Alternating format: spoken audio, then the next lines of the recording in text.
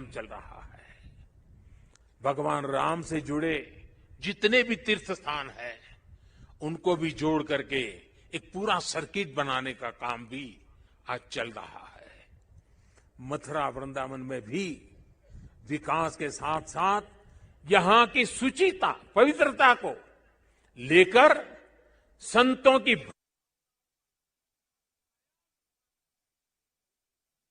आधुनिकता की तरफ मोड़ दिया जा रहा है। इतना सब आज इसलिए हो रहा है क्योंकि आज का भारत आदि शंकराचार्य जैसे हमारे मनीषियों के निर्देशों में श्रद्धा रखते हुए उस पर गौरव करते हुए आगे बढ़ रहा है। साथियों, इस समय हमारा देश आजादी का अमृत महोत्सव भी मना रहा है। देश अपने भविष्य के लिए, अपने पुनर्निर्माण के लिए नए संकल्प ले रहा है। अमृत महोत्सव के इस संकल्पों में से आदि शंकराचार्य जी को हम एक प्रकार से अपनी बहुत बड़ी प्रेरणा के रूप में देख सकते हैं। अब देश अपने लिए बड़े लक्ष्य तैयार करता है। कठिन समय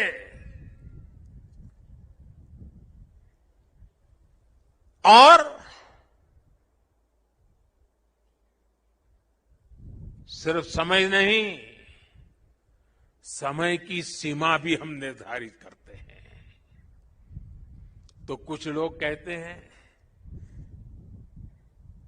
कि इतने कम समय में ये सब कैसे होगा। कभी कभी लोग ये भी कहते हैं अरे यार होगा भी कि नहीं होगा। और तब मेरे भीतर से एक ही आवाज आती है, 130 करोड़ देशवासियों की आवाज मुझे सुनाई देती है और मेरे मुंह से यही निकलता है, एक ही बात निकलती है, समय के दायरे में बंधकर भयभीत होना अब भारत को मंजूर नहीं है। आप देखिए, आदि शंकराचार्य जी को छोटी सी आयु थी, घर बार परिवार छोड़ दिया, सन्यासी बन गए। कहां केरल का कालड़ी और कहां केदार, कहां से कहां चल पड़े, सन्यासी बने।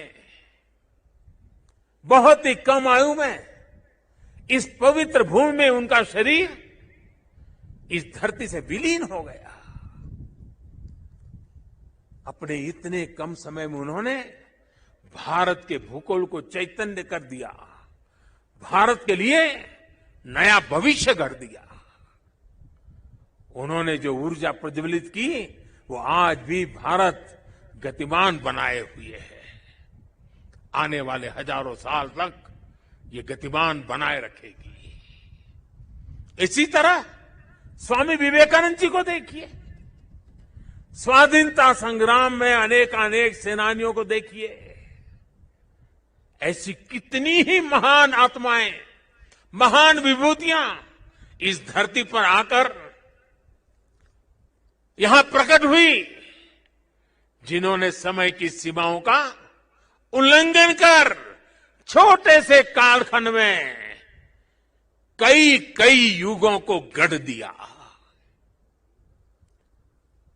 ये भारत इन महान विभूतियों की प्रेरणाओं पर चलता है। हम शाश्वत को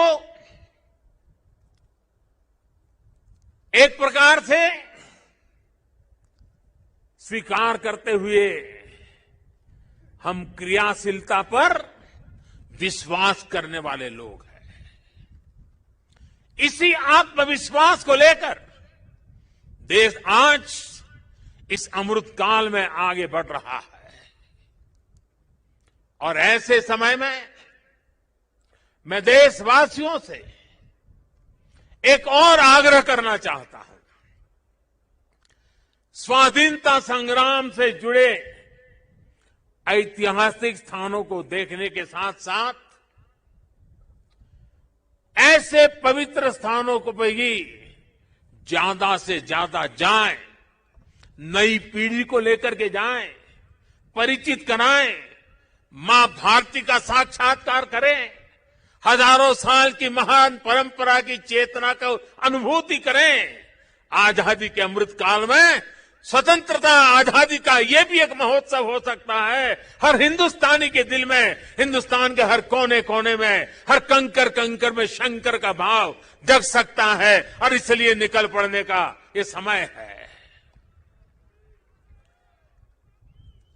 जिन्होंने गुलामी के सैकड़ों वर्षों के कालखंड में हमारी आस्था को बांध करके रखा, हमारी आस्था को कभी खरोच तक नहीं आने दी। गुलामी के कालखंड में ये छोटी सेवा नहीं थी। क्या आजादी के कालखंड में उस महान सेवा को उसको पूजना, उस पर तर्पण करना, वहां तप करना, साधना करना, क्या हिंदुस्तानी का नागरिक का कर्तव्य नहीं है? और इसलिए मैं कहता हूं, एक नागरिक के तौर पर हमें इन पवित्र स्थानों को भी दर्शन करने के लिए जाना चाहिए, उन स्थानों की महिमा को जानना चाहिए।